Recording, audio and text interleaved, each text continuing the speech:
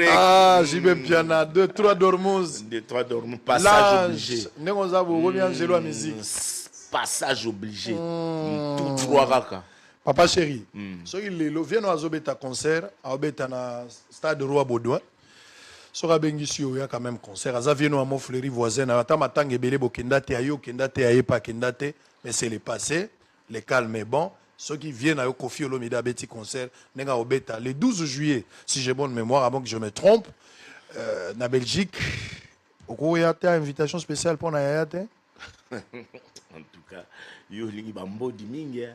Et excès d'embody. C'est royal. J.R. Mande. Pati Ambras. Bozoka makambo bena na ebite quoi veut dire c'est-à-dire ce qui vient bien se royal.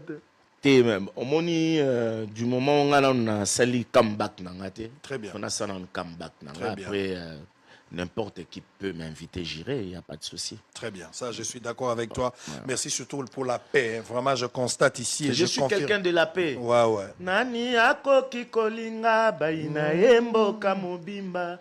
Nani ako kikondima peine de mosso kiaza innocent. Mabengana salibango na réfléchir na monite.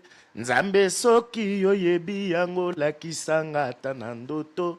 Pona senga bango pardon, na meseni rancune te, nazali ami de la paix, partisan de la non-violence, souvenir nanga ya mabe, degeto meseni na bango, bakopesanga sourire, na motema nga ennemi.